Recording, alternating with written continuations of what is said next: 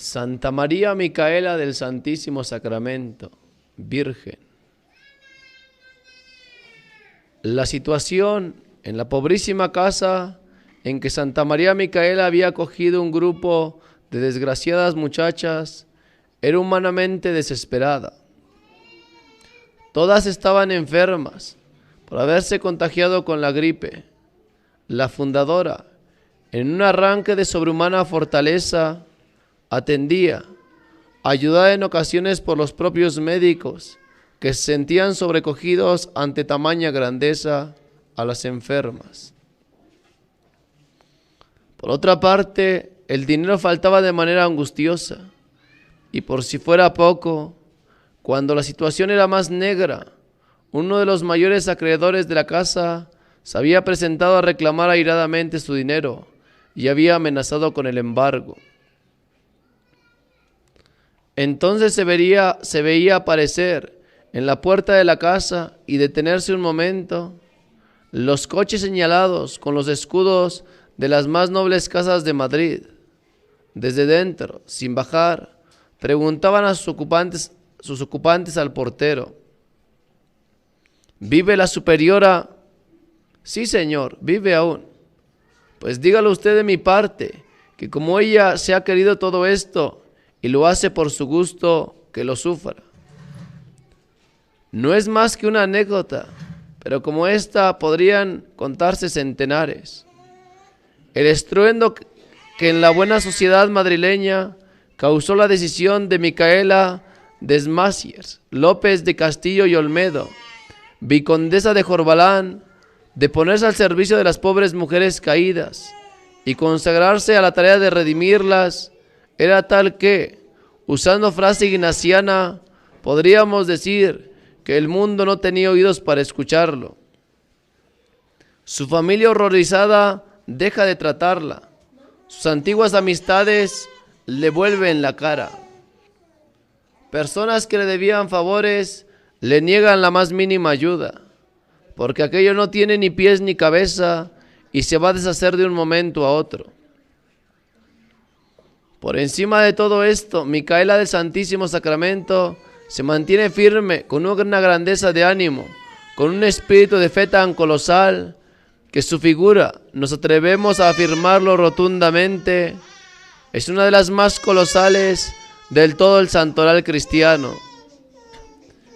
En la flor de la edad, a sus 43 años, muere inesperadamente el padre, teniendo Micaela que interrumpir la educación que venía recibiendo en las Ursulinas de Pau.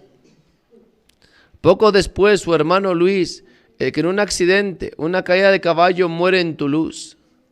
Su hermana Engracia, a la que una niñera imprudente llevó a presenciar la ejecución de un reo, empieza a dar muestras de perturbación mental y termina trastornándose por completo. Su hermana Manuela, que sobrevivirá a tantas desgracias, hubo de marchar al destierro a causa de las ideas legitimistas de su esposo. En medio de todas estas tribulaciones, María Micaela recibe una educación excepcional. Se le enseñó no solo lo que es costumbre que aprendan las señoritas de buena sociedad de aquel tiempo, sino otras muchas cosas que le han de ser excepcionalmente útiles en su futura vida de fundadora. Aprende también a familiarizarse con el dolor y la humillación. Después de 3 años de limpio noviazgo, pues ella no entendía muy bien de bodas, con un joven piadosísimo, hijo de los marqueses de Villadarias, cuando iba a celebrarse la boda, se rompe el compromiso por cuestión de intereses. El paso humilla a Micaela y la lanza por primera vez a la maledicencia madrileña. Ella, en sus memorias, maravilloso documento de espontáneo y naturalísimo estilo, resumirá aquel noviazgo diciendo que todo era tomarnos cuenta de rezos y de quién hacía más oración. Pero esta extraña escuela de noviazgo para una fundadora va a hacerse más extraña aún cuando, muerta su madre, Micaela acompaña a su hermano primero a París, después a Bruselas. Durante su estancia en estas 2 capitales europeas, Micaela se verá obligada a hacer una vida verdaderamente extraña. La dirección de un santo jesuita, el padre Carrasa, a quien su madre ha dejado encomendada le servirá de seguridad en dificilísimos trances. El hecho es que ha de madrugar muchísimo para hacer su oración y recibir la comunión, que toda su vida fue diaria, que ha de aprovechar la mañana para obras de caridad, pero que luego ha de sentarse a la mesa, acompañando a sus hermanos y con frecuencia a invitados del cuerpo diplomático. Ha de salir de paseo a caballo y ha de pasar la noche en teatros, salones y bailes. Nadie podía sospechar que el dolor intensísimo que le causaba su enfermizo estómago, tuvo diagnosticado el cáncer por mucho tiempo, añadía ya la aspereza de un cilicio. Ni podían sospechar tampoco quienes la veían en la platea que los anteojos que ella llevaba estaban dispuestos de tal manera que aún mirando fijamente al escenario no se alcanzaba a ver nada. Su vida en París y en Bruselas fue una siembra ininterrumpida de maravillosa caridad. Pobres, enfermos, necesitados, iglesias desmanteladas. Por doquier que hubiera una necesidad, encontraban inmediato remedio en la espléndida vicondesa. Un anecdotario copiosísimo y edificante nos demuestra la extraordinaria capacidad hasta humana de una mujer que, sin desatender en lo más mínimo sus obligaciones, se obligó con voto a obedecer a su cuñada, desplegaba una pasmosa actividad al servicio del prójimo. Un episodio extraño nos va a dar la medida de su extraordinaria figura. Volviendo hacia España, quiso su cuñada detenerse una temporada en Burdeos. Ahí también se distinguió María Micaela por su ejemplaridad. Un día recibe una extraña invitación. El cónsul de España les ruega que vayan a tomar un té en su casa.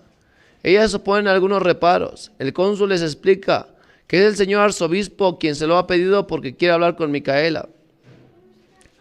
Y no le parece ni oportuno ni discreto acudir al hotel en que se hospedan. Dicho y hecho, se reúnen, comienzan a conversar y el arzobispo pide a Micaela algo verdaderamente inaudito para una muchacha seglar. María Micaela venía oyendo misa que se celebraba un canónico español en la iglesia de unas religiosas. Sin caer en cuenta de la situación en que se encontraban, el arzobispo le abrió los ojos. Contagiados por el jansenismo, las religiosas estaban en franca rebeldía contra él, y esta era la razón por la que allí no se celebraba misa. Pedía a Micaela que interviniera para que aquella situación terminase. Y Micaela intervino. Ella nos ha contado lo que sucedió, que llega a lidiar con lo increíble. Recibida con frialdad, se gana primero el ánimo de la superiora. Habla después a toda la comunidad reunida, entrando para ello en la clausura. Llega a convencerlas de que acepten hacer unos ejercicios espirituales. Preside la comunión final con su traje seglar en medio del coro en lugar de la superiora.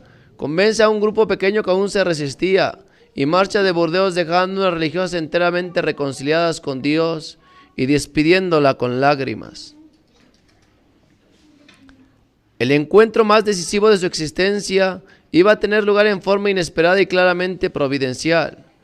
El padre Carrasa le había encomendado, al quedar sola en Madrid, que alternara con una señora de la que Micaela, extraordinariamente parca en alabanzas, nos dice que era santa. María Ignacia Rico de Grande.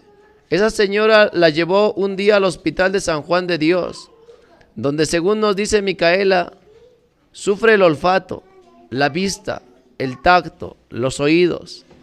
Todo ahí tiene su especial mortificación. Es un jardín de muchas virtudes que practicar. En efecto, al hospital se acogían las pobres mujeres de la calle, al caer enfermas de sus más repugnantes enfermedades.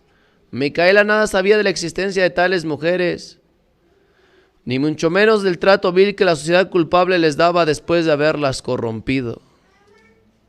Aquella vista fue para ella una revelación, y cuando vio la situación, no solo del hospital, sino lo que era muchísimo más trágico, la que les esperaba a la salida del mismo, no pudo menos que pensar que había de hacer algo. En este o en aquel caso concreto, las dos amigas consiguieron encontrar un remedio, pero hacía falta más, una casa en que poder acoger a aquellas pobres mujeres, prevenir en lo posible las caídas y remediarlas cuando ya habían ocurrido. Y así se hizo.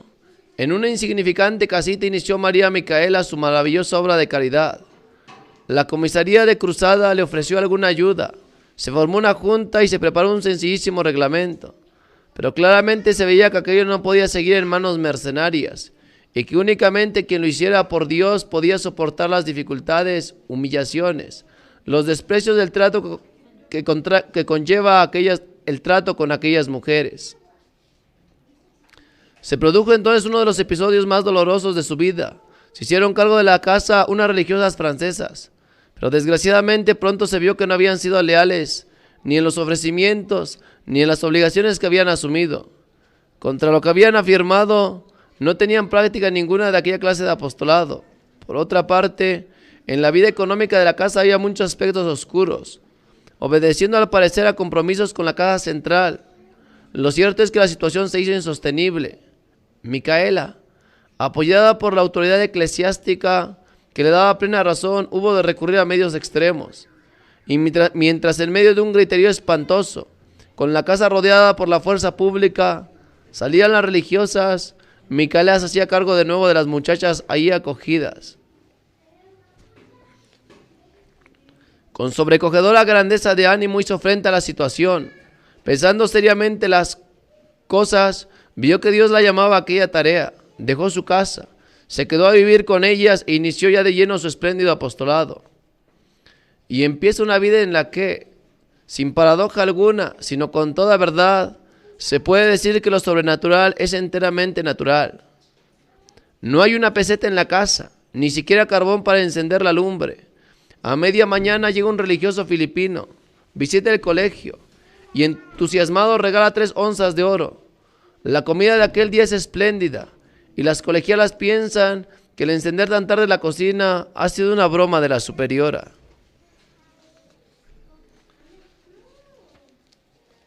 Cuando la calumnia llega hasta el arzobispo de Toledo, se presenta el cura de la parroquia para quitar el Santísimo de la casa. Micaela pide al Señor que no consienta en irse, y el ánimo del cura cambia por completo después de estar un rato de rodillas. Emocionado, se ofrece para todo lo que haga falta. En una época de su vida, un confesor duro de carácter, el padre Labarta, querrá poder poner fin a tantas maravillas y le prohibirá hacer uso de lo que Dios nuestro Señor a cada paso le revelaba. Imprudente medida que ocasiona conflictos curiosísimos. Va a haber fuego en el altar, avisa el Señor, y la santa no puede hacer nada que no sea disponer disimuladamente de un poco de agua a la mano. Te van a envenenar. Y ella, ante la prohibición del confesor, se ve obligada a empezar a tomar la taza que contenía arsénico, hasta que, ante lo repugnante del gusto, piensa que también sin revelación habría dejado aquello y lo deja. Pero la obediencia le costará una enfermedad gravísima y quedará al borde de la muerte. Felizmente, no todos los confesores eran como el padre Labarta, y la figura celestial de San Antonio María Claret vendría en su auxilio y le ayudaría maravillosamente en los últimos años de su vida. No hay palabras para explicar el grandioso heroísmo de la caridad de la santa. Tenía un carácter fuerte. Por otra parte, verdaderamente necesario sabía sacar adelante una fundación en la que se encontraban unánimes en la hora de rechazarla a todos, los buenos y los malos. Tuvo la persecución de los malos, era lógico, con el puñal, con el veneno, con el incendio, con la calumnia, con los escritos, con el periódico, con todos los medios. Repetimos, era lógico. Hombres poderosos que se veían privados por el bienhechor influjo de la santa, de las mujeres de quien habían hecho objeto de su pasión, no dejaban piedras sin mover a la hora de perseguirla. Temporadas enteras hubo de dormir vestida, pensando que de un momento a otro se vería asaltada. Su valor fue, sin embargo, tan extraordinario que consta de alguna ocasión en que llegó a presentarse, sola e indefensa, en una casa pública, decidida a arrebatar de ahí una pobre mujer a la que retenían contra su voluntad. Está inmortalizada por Tomás Borras. ¿Pero acaso le tuvo que doler muchísimo más y sin medida la persecución de los buenos? Un día su mismo confesor, el padre Carraza, que dando oídos a un hipócrita, se muestra duro y descortés con ella y se niega a atenderla. Otro día un crédulo arzobispo que organiza una inaudita escena en la que insulta y rebaja hasta lo increíble a la santa. Otra, su propio ordinario que, dando oídos a las habladurías, intenta retirar al Santísimo de la casa. Ocasión hubo en que ella misma confesó tener enfrente prácticamente todo el clero de Madrid. Fue calumniada aún de las mismas cosas que ni siquiera pareciera pudo haber nada de malo. Así, sus relaciones con Isabel II se obligó con voto de no pedir jamás a la reina absolutamente nada, ni para sí ni para los demás. Rehusó sistemáticamente hablar de ella de cosas que no fueran de Dios. A pesar de todo, se vio acusada de formar parte de la camarilla, de influir en la política, de fomentar aquellas relaciones aceptadas por ella por obediencia y con repugnancia grandísima. Pero lo más maravilloso es y será siempre su trato con las pobres mujeres, el dominio de su naturaleza, en el cuidado de las llagas más purulentas, en la aceptación de los insultos más procaces, en la constancia y humillación que sobrepasa lo que se puede explicar. La pluma no encuentra palabras para reconocer la caridad admirable ejercitada por la santa a lo largo de su vida. Pero cuando recogemos los testimonios de quienes presenciaron aquellas escenas, los ojos se nos llenan de lágrimas. Parece imposible, e imposible sería sin la acción de la divina gracia, que una mujer de alta sociedad sirva en los más viles menesteres a tan pobres desgraciadas, que acepte sin vacilación el constante peligro de contagio, que salga a recoger por las calles de Madrid el insulto y la burla para pedir limosna. Alhajas vinculadas al recuerdo de su madre, recibidas de la familia real, cargadas de historia de España, pasan a las miserables manos de prestamistas a un precio irrisorio, porque las colegialas tenían que comer y no había en todo Madrid quien quisiera dar a Micaela una sola peseta. En 1850 me vine al colegio a dirigirlo yo misma, pero me parecía que no había de poder hacer el gran sacrificio que me proponía. Me encontraba tan sola, tan triste, tan despreciada de todos. Sola, triste y despreciada, qué tres adjetivos. Humanamente era imposible pensar que alguien quisiera compartir con ella aquella vida. Pero cuando las obras son de Dios se hace posible lo imposible, pues Él nos dijo que había venido a confundir la sabiduría de este mundo con la locura que traía del cielo. En efecto, con vacilaciones, con deserciones dolorosísimas, pero con seguridad absoluta, el minúsculo grupo de personas que la ayudan se fue ensanchando más y más, y quien nunca pensó en ser fundadora se encontró un buen día al frente de una naciente congregación religiosa, las adoratrices del Santísimo Sacramento y de la Caridad. Durante mucho tiempo estuvieron viviendo sin regla escrita ni normas, pero con una observancia tal y un fervor tan grande que se traslucía al exterior y atraía vocaciones.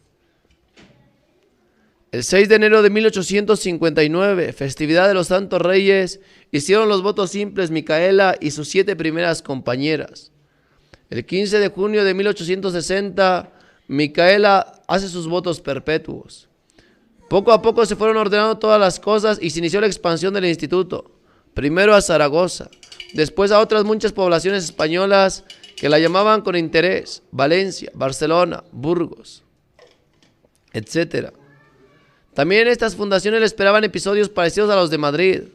Hubo defecciones dolorosísimas, como la de la superiora de Valencia, y enredos humanamente insolubles. En cierta ocasión escribía a sus hijas de Madrid desde Zaragoza: dudo yo que haya superiora más acusada, más calumniada, ni más contradecida. Te aseguro que desmenuzan mis acciones. Pero entre tantas dificultades el instituto se había consolidado y la Madre Sacramento podía entonar su Te damos gracias, Señor, por 3 veces. En 1834, en 1854 y en 1855 había hecho frente a las epidemias que la habían respetado. Ahora, en 1865, el cólera había estallado en Valencia. Ella sabía que le esperaba la muerte, y 1000 indicios lo demostraron. Su empeño en recorrer todas las casas, lo solemne y triste de las despedidas, el estilo de algunas cartas, y otros 1000 indicios no dejaban lugar a dudas, y en efecto, ella marchó serenamente hacia la muerte. La casa de Valencia estaba en necesidad extrema, pero al ver llegar a la madre, todas se alegraron inmensamente. Una pena, sin embargo, le esperaba. Una de las chicas del colegio acababa de cometer un sacrilegio cuando ella llegó.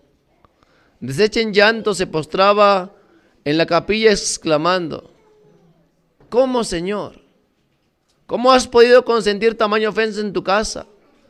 De haber previsto tanta infamia, no hubiera abierto yo jamás el colegio. Pronto se presentó la enfermedad. Es la última, dijo a su confesor con entera seguridad. La última y la más dolorosa. Calambres continuos, acompañados de dolores agudísimos. El médico declaraba asombrado que nunca había visto sufrir tanto con tan extraordinario ánimo. Por fin, suavemente abrió sus ojos, los elevó hacia el cielo y murió. Eran las 12:07 del 24 de agosto de 1865. A las 5 de la tarde del día siguiente, sin ningún aparato, fue depositado en el nicho número 2143 del cementerio de San Martín. Demasiado fue conseguir que no lo enterraran en la fosa común como las demás víctimas de la epidemia. 26 años más tarde, el cuerpo fue llevado a la casa de la congregación en Valencia. La heroicidad de sus virtudes fue proclamada en 1922 y su beatificación tuvo lugar en 1925 y su canonización en 1934.